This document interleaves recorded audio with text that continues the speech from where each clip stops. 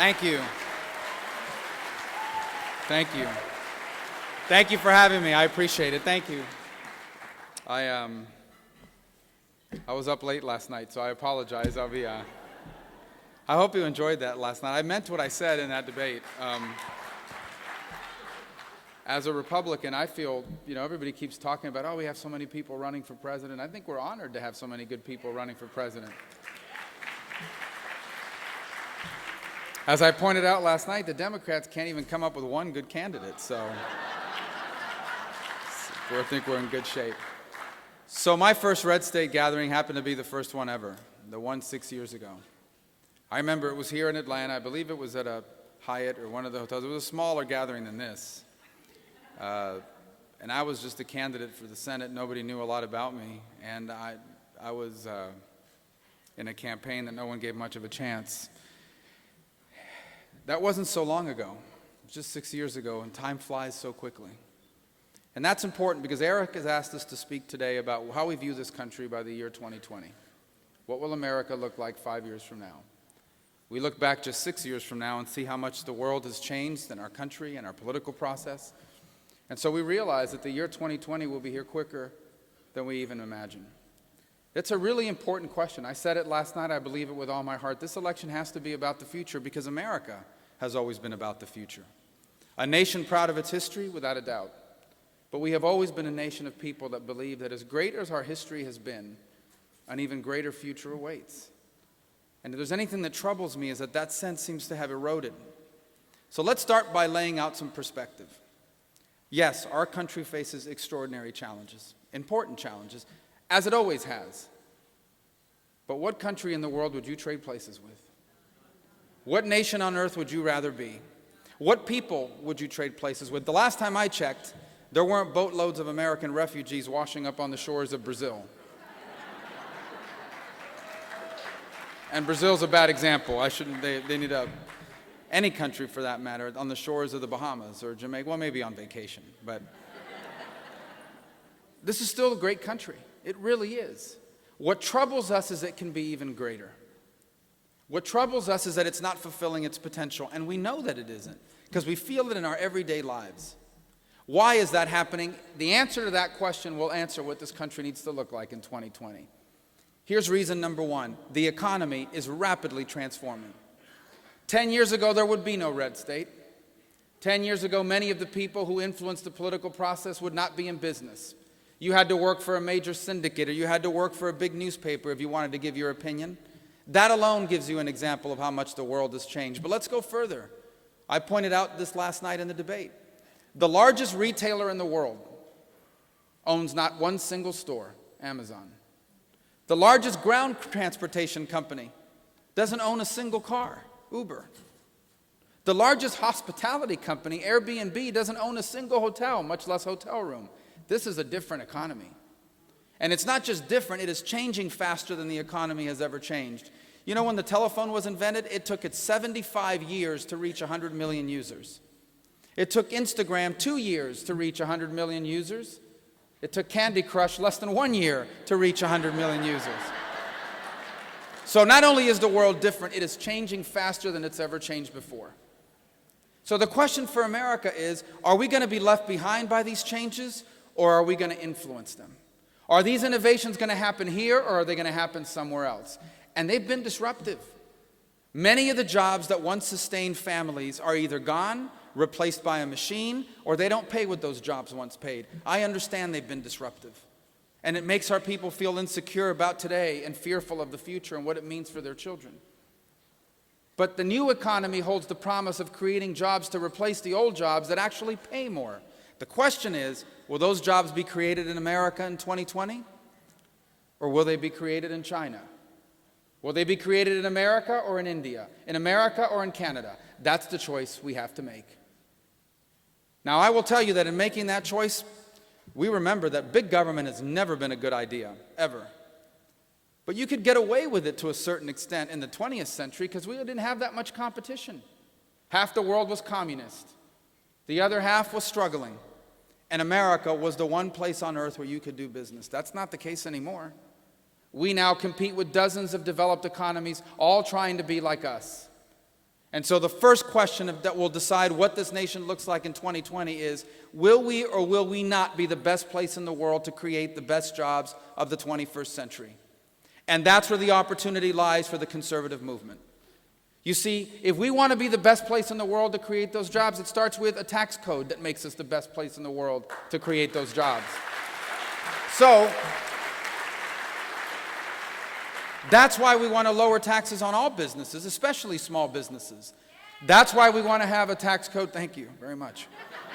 That's why we want to have a tax code that says the more people you hire and the more you invest in your company, the less you'll owe the IRS. That's why we want a tax code that says if you're an American company and you have millions of dollars overseas that you made in another country, we want you to bring that money back and we won't double tax you. That's why we want tax reform, because it makes us the best place in the world to create those jobs. That's why we want regulatory reform. We want regulatory reform because we know the more regulations, the less innovation. The more regulations, the harder it is for someone to start a business out of the spare bedroom of their home. You want evidence of that? For the first time in 35 years, we have more businesses dying than we do businesses starting. That doesn't sound like America, and it doesn't sound like our potential. But if we reduce regulations, we can change that. And we have devastating regulations. One was just issued on Monday of this week. It basically created this carbon mandate out of the EPA. And you know what that's going to do? It's going to make everything in America more expensive, not the least of which is starting a business. But you know who it really hurts? The people who are trying to make it. If you're a rich billionaire in California who feels guilty because for years and years you were a polluter, maybe you can afford a $1,000 increase in your utility bill. But if you're a single mother raising 2 children in Atlanta or anywhere in this country, and your utility bill goes up by $50, that's catastrophic. And that's what these radical environmental policies are doing to America and are doing to our economy. And that's why we need to reverse that decision from the EPA.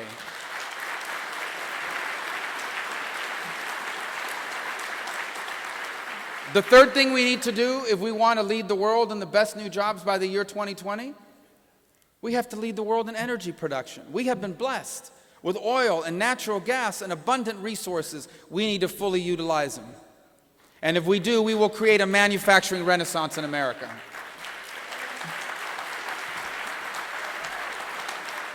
The fourth thing we need to do if we want to be the best place in the world by the year 2020 to create the best paying jobs, we have to repeal and replace Obamacare.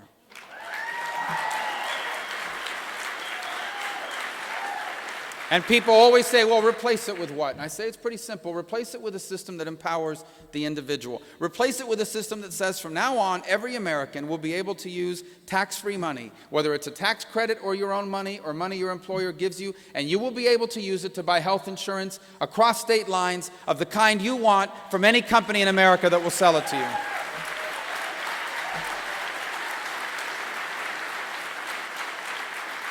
The fifth thing we need to do to lead the world in the best new jobs of the 20th century by the year 2020 is we must balance our budget. The national debt, by the way, is not just an accounting problem. The national debt is a job killer. It guarantees a debt crisis. It is the most predictable crisis in American history, and neither party has done enough to address it. To deal with a debt crisis, we have to deal with the cause of the debt. And what's driving our long-term debt problem is very simple. Social Security and Medicare are structured for future generations, in a way that's not sustainable. Now, before people gasp and say, oh, they're going to hurt people on Medicare, let me remind people of something.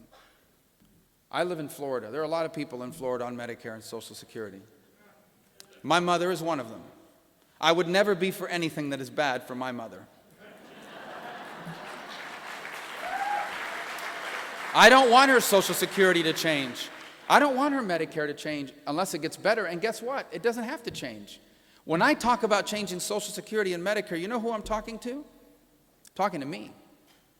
I'm 44 years old. After last night, I feel 45. My people and younger than me, our Medicare and Social Security is going to be different. One way or the other, it's going to be different.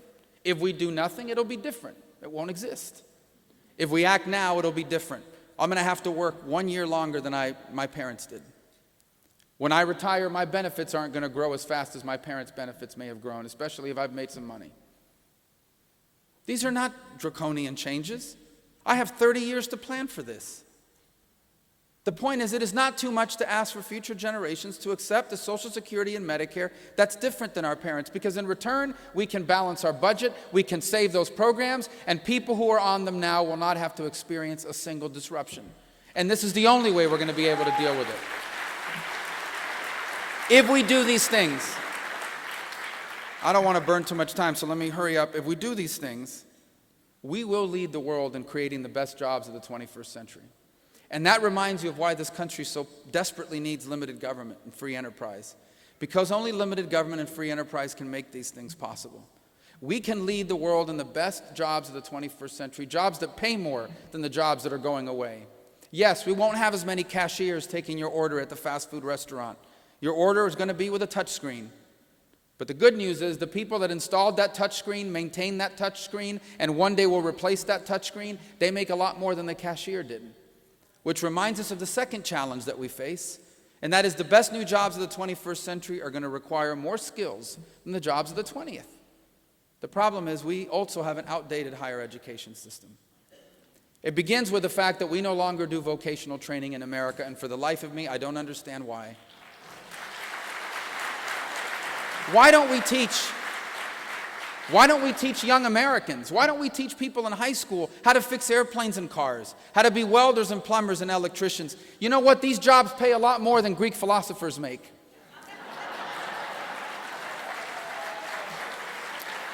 And we can graduate people from high school ready to work in these careers. When I'm President of the United States, God willing, we will do what we did when I was Speaker of the Florida House. We will help more people enter vocational careers so when they graduate, they can find a job and they can support their families and have upward mobility. Here's a second challenge.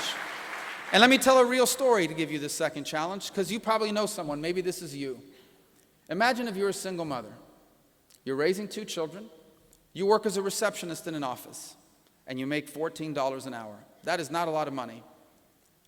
The only way you're ever going to get a raise is if A, you win the lottery, or B, you go back to school and acquire skills that allow you to get a better paying job. The problem is, how can you go back to school?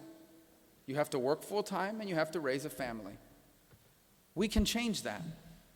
We can change that by allowing people to acquire a degree based on what they have learned, not how many hours they sat in a classroom. So that you get credit for what you've already known. If you've been alive, if you've worked in places, if you're a natural learner, you've learned things. Someone should give you credit for what you already know. And then whatever you are missing, you should be allowed to package it through a variety of sources: online coursework, work experience, life experience, unpaid internships. Basically package all of that learning into the equivalent of a college degree. Flexible programs that allow people who have to work full-time to acquire the learning they need for a better paying job. The private sector is already doing this. We need to do more of it as a nation by opening up financial aid outside of the monopoly of higher education to allow people to learn in alternative ways. You know why that's not possible? Because higher education today is a monopoly. What it means is you have to be an accredited college or university in order to award degrees. Well, guess who accredits the colleges and universities? The colleges and universities. And so since they accredit themselves, they don't want any competition. And since they have no competition, they can charge you whatever they want. So you increase Pell Grants, they increase tuition. You make more loans available, they charge you more. And what do they use that money for? To build pools, to build gyms, to build workout facilities, not to improve student quality. From now on, in this country, we need to ensure that every American can acquire learning and a degree and a better paying job, so that single mother, instead of making $14 an hour, can make $60,000 a year as a paralegal or a dental hygienist. That'll change her life. That'll change her family's life. I'm not saying that traditional higher education doesn't have a place. After all, where are we going to get college football if we don't have traditional higher education? I'm not saying it doesn't have a place. Here's what I am saying. We can't graduate people anymore with thousands of dollars in student loans and a degree that doesn't lead to a job. And so I believe that before you take out a loan, schools should have to tell you, this is how much people make. when they graduate with the degree that you are seeking from our school, and then you can decide if it's smart to borrow $50,000 to be a Roman or Greek philosopher, because the market for those philosophers has tightened over the last 2,000 years.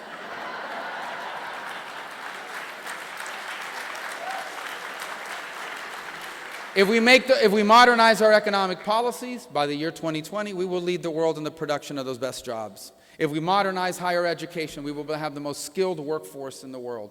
2 more quick topics that we have to touch. The first is, we cannot fulfill our potential if we are not safe. And that's why America must remain the strongest military power on the planet.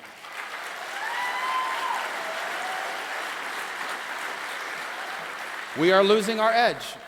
Or we have a foreign policy that treats our adversaries better than our allies. We have a president that's more respectful of the Ayatollah in Tehran than he is of the Prime Minister of Israel. We have a deal with Iran that guarantees that they're going to have a nuclear weapon and the ability to strike this very city before a decade is out. These are dangerous developments. We have the spread of radical jihadists, and it isn't just ISIS. Al-Qaeda is still in business. They didn't become stockbrokers. They're still looking to kill Americans. So is al-Nusra and the Khorasan group.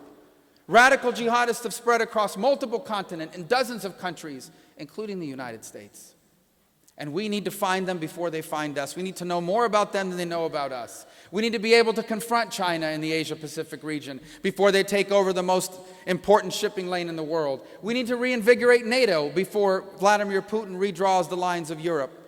We need to have answers to Iran's nuclear program before they're able to strike and attack us. And we must work with our allies in the Middle East to defeat radical jihadists, because they will not stop. They will not go out of business. They must be defeated. And my final point,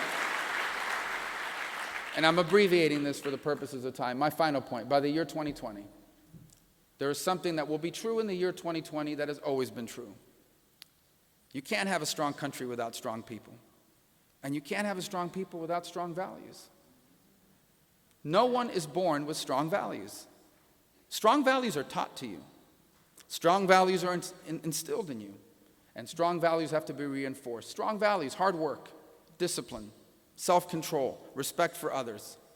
Every single one of us has to be taught these things. They have to be instilled and they have to be reinforced until it's our turn to do the same for our children. Those strong values, where are they taught? They're taught in the family. So why are those values eroding? Because the family's eroding. The family in America is eroding. And it's had a devastating economic impact on our country. The single greatest determinant of economic and academic performance is a strong family. I always tell people, they say, you don't come from privilege. I said, oh, yes, I do. I was raised by 2 parents who were married to each other, loved us, and raised us in a strong and stable home. That's an extraordinary advantage.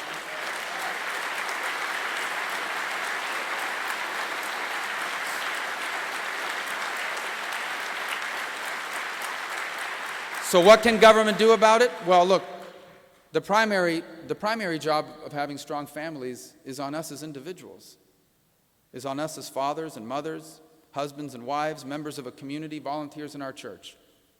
That's where the real difference happens in America on a daily basis. That's the greatest contribution any of us can ever make. But we have to have a government that's pro-family in its policies. We have to have a tax code that no longer punishes marriage. We have to have a tax code like I do that's pro-family, that allows working families to keep more of their money, not the government's money. We have to have safety net programs that don't punish you for getting married. We have to have safety net programs that encourage work and education, that say if you're going to be receiving government assistance, you either have to be working or you have to be going to school so you can find a better paying job and never rely on it again.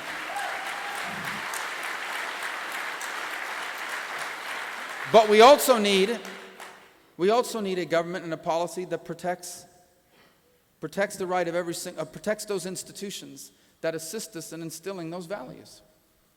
And no institution in our society has played a greater role in helping families to instill values in their children than the faith community. And that's why I believe this country needs an attorney general and a Supreme Court justices, in fact, justices across the board, who will protect and defend the right of every American to live out the teachings of their faith at home, at work, and in their businesses.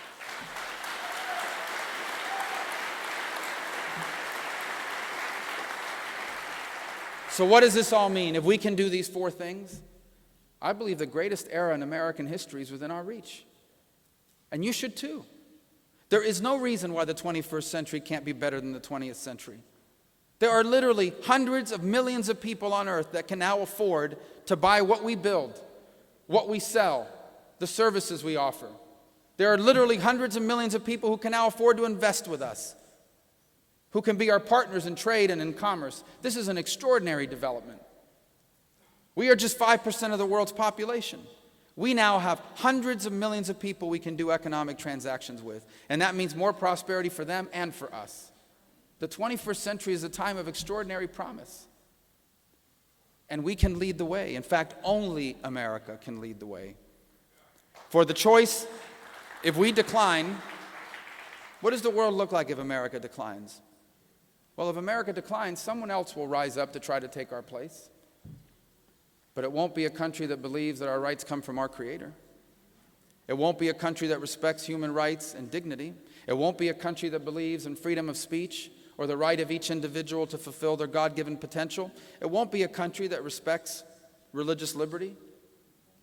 If it's China, if it's Russia that replaces us, what kind of world do we leave for our children if the most powerful country in the world censors the internet, forces women to have abortions, and does not allow churches to choose their own leaders? Because this is the world we will leave our children if America declines. That is the stark choice before us. Which leads me to my final point, and I'll conclude. 6 years ago when I appeared before RedState, I was an extraordinary underdog, and I mean not me extraordinary, I was a deep underdog in the race. My opponent was the governor of Florida at the time, Charlie Crist. Yes. Is that an ooh or a boo? I don't know. Either way, yeah. Anyway, and I was trailing him by like 40 points in the polls. He was outraising me like 10-1. The only people that thought I could win all lived in my home. 4 of them were under the age of 10. And everything I knew about politics told me, you run, you'll lose. The entire establishment was him. I'll never forget going to Washington and meeting with a senatorial committee, and they told me, not only are you going to lose, you're going to get hurt in the process. I didn't know what that meant. For weeks, I was checking to make sure no one had loosened the tires in the car. But I ran anyway. Why? Well, there's a lot of reasons why I ran, but maybe the same one I'm running for now. And it's this. Not because I believed I was entitled to serve in the Senate or in politics. America doesn't owe me anything. But I have a debt to America I will never repay. You see, this isn't just the country I was born in. This is the nation that literally changed the history of my family. When my father was 9 years old, he was a young boy in Havana, Cuba, and then his mother died. And so my father had to leave school and go to work. He would work for the next 70 years of his life, and he would never go back to school. Years later, he married my mother, and in 1956, they came to America. Why? It was the only place on earth where people like them would have a chance. And they never made it big here. Never famous, never rich. They worked hard. It's interesting, when you're 9 years old, or 15 years old for that matter, you have big dreams. There's things you dream of being when you grow up. All of that was impossible for my parents. The very purpose of their life became to give their kids the chance to do all the things they never could. All the things that were impossible for them, they wanted them to be possible for us. That's what the purpose of their life became here in America. My father worked as a bartender in a hotel just like this, in banquet halls just like this. I actually worked with him a few of those events. He worked nights, he worked weekends, he worked holidays, he worked well into his 70s. He was grateful for the work he had, but that's not the life he wanted for us. My father stood behind a bar all those years in the back of a banquet hall just like this. So one day I could be anything I wanted, including standing on that stage last night before 24 million Americans as a candidate for the highest office in the land. The journey from behind that bar to where I live today, to me, that is the essence of the American dream. That's what makes us different. That's what makes us special. And so, yes, I ran for the Senate against extraordinary odds, and I run for president now for one very simple reason.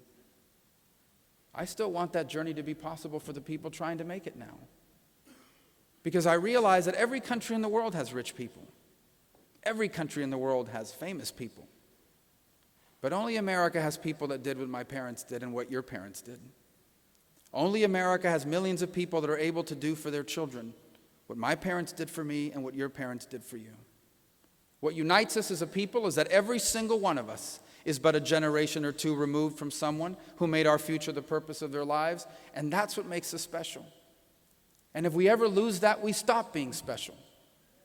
And so the reason why I entered public service, why I ran against Charlie Crist in that Senate race, and why I run for president now is because I want us to still be that kind of country.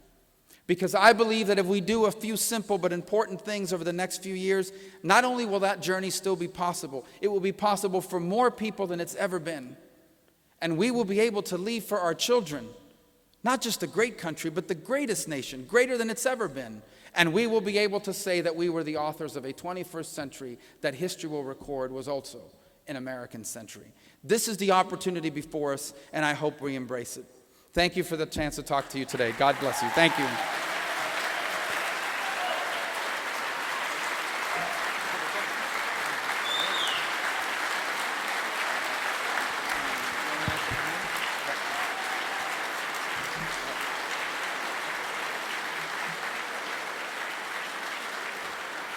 I do want to ask the first question.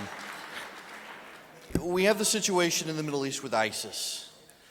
We had a Republican who we went to war with in Afghanistan and Iraq, and people tired of the war situation. How do you explain to people that ISIS is a threat we need to deal with, but it's not going to mean another Republican president who just keeps us at war? Well, first, let's understand who ISIS is. ISIS is not new. ISIS was once called Al-Qaeda in Iraq. Okay? They were defeated by Sunnis. ISIS is a radical Sunni Muslim movement. Sunni tribes defeated ISIS with our help and drove them, then Al-Qaeda in Iraq, and drove them out into a border region. And they were nothing. They were out there, but they weren't really substantial. And then the civil war began in Syria. And that instability allowed this group that had moved into Syria to grow. And then they started getting more powerful and attracting donors. And then before you knew it, they crossed over into Iraq and seized territory and weapons. The only way that ISIS can ultimately be defeated is on the ground by Sunnis themselves. But they will require some help from us. For example, we can help them. We can help Sunnis themselves defeat ISIS. And when I mean Sunnis themselves, I mean people like the Egyptian army and the Saudis and the Jordanians who want to fight ISIS on the ground. What they need from us is air support, logistical support, tactical help, some special operations forces to help them with targeting. The fight has to be theirs. It's their region, and they want to take the fight on. What they require is American leadership. What's the alternative if we don't succeed? Well, I can tell you what's already happening.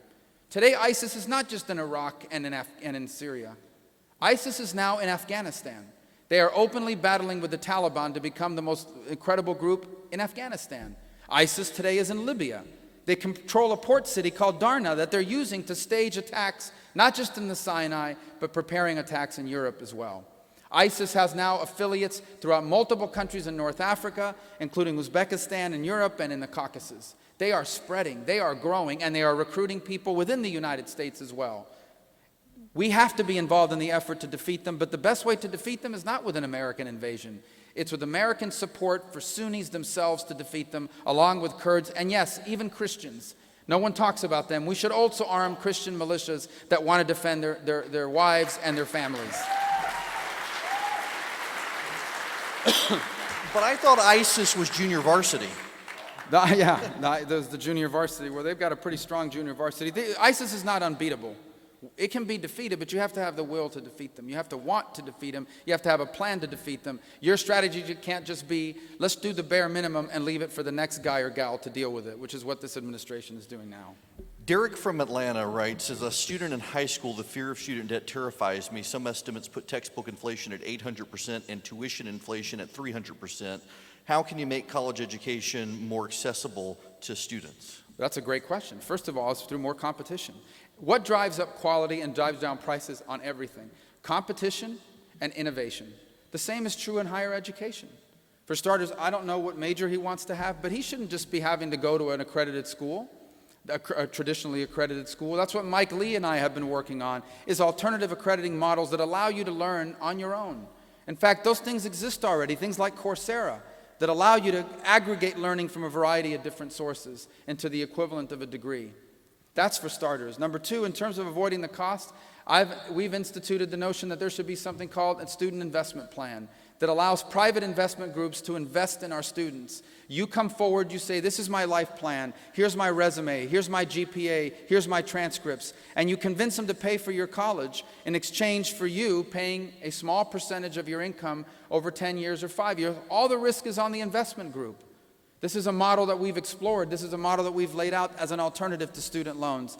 But ultimately, it is the competition that's going to drive down tuition costs and increase choices and opportunity for students. Today, higher education in the traditional model, they have no competition, as I outlined in my speech. Only accredited colleges can offer degrees. And guess who accredits them? They accredit themselves. And so they use that power to keep out innovative competitors.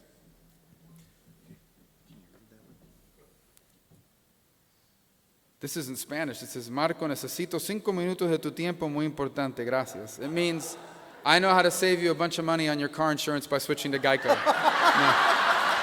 No.